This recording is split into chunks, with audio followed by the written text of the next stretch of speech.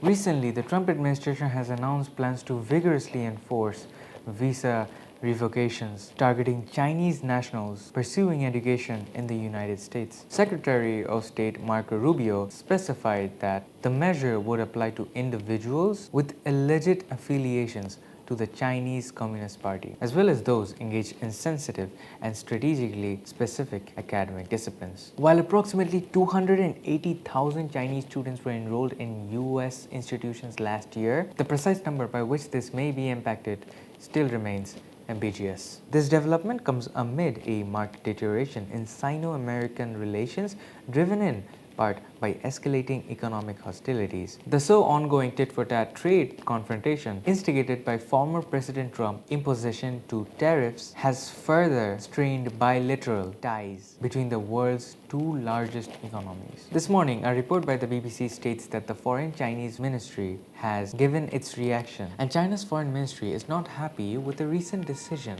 by the US. They're calling it discriminatory. Basically, the US has started revoking visas of some Chinese students, and they're saying it's because of national security and ideological concerns. The Chinese Foreign Ministry spokesperson Ma Ning responded by saying this kind of move could hurt America's image globally. What's interesting and kind of confusing is what exactly the US Secretary Marco Rubio exactly meant. He said they'll revoke visas of people close to the Communist Party, but in China that's a bit vague because there are over 100 million Communist Party members. So how close is too close? Also, there's nearly 200,000 Chinese students studying in the US right now. So are they going to be affected? Are they at the risk of losing their visas even after they have been granted to be staying in the US?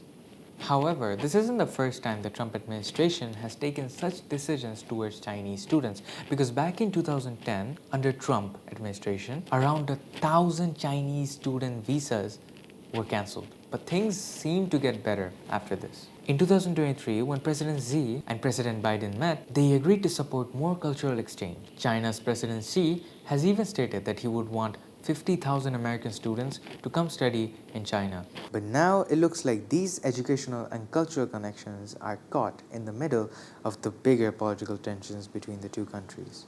This has been me, Idol, from Cplus International.